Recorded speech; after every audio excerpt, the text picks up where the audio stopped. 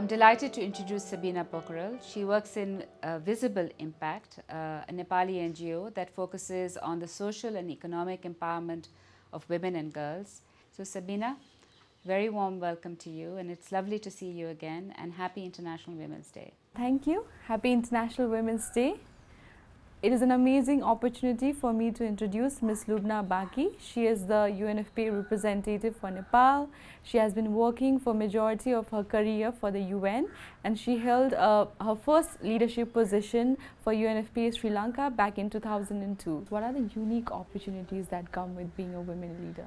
Well, I think there are many opportunities, and as a UNFPA representative, you have the responsibility of really shaping the global goals that we are aspiring to achieve.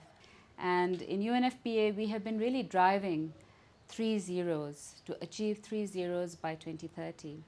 And those 3 zeros are ending unmet need for family planning, ending preventable maternal deaths, and ending gender-based violence and harmful practices. So as the UNFPA representative, I have the responsibility of really shaping the way the 3 zeros are achieved.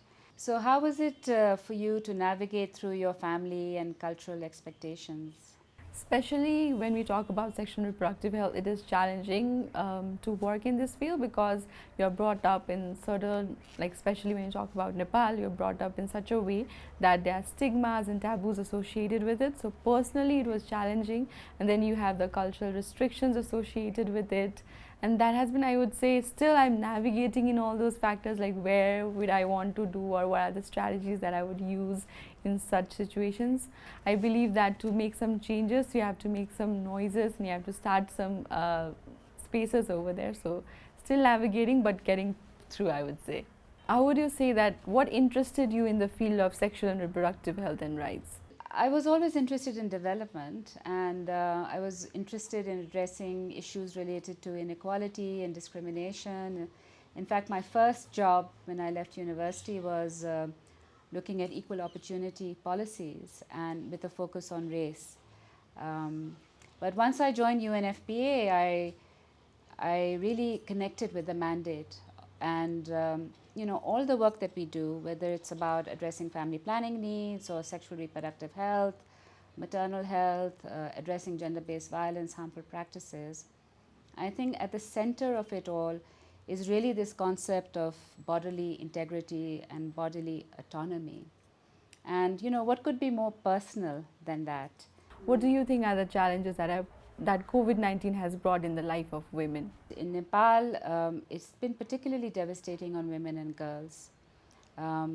Within the areas that we work in, there was a high increase in domestic violence because women were in lockdown, they were in confined spaces, often with their perpetrators of violence, and they did not have the usual support mechanisms that they rely on. Similarly, in the area of reproductive health, women were afraid to seek services and they stopped going for prenatal care.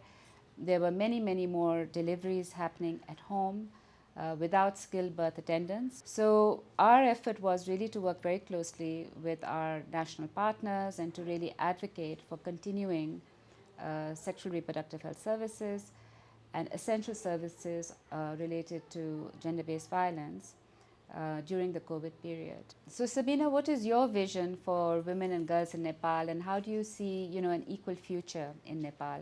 Nepal has excellent policies. I would want them to be put into action. I want that women have to, they could see in their life, I would say, like those excellent policies be reflected in their life, whether it comes in education or economic opportunities, political opportunities. I hope for a future like that.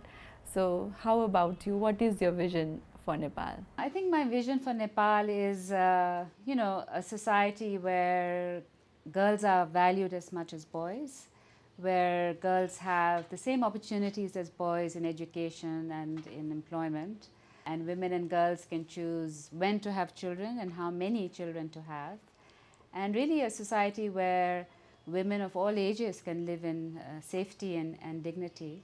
And certainly a society where there are many more leadership positions for girls and women. That's my hope for Nepal.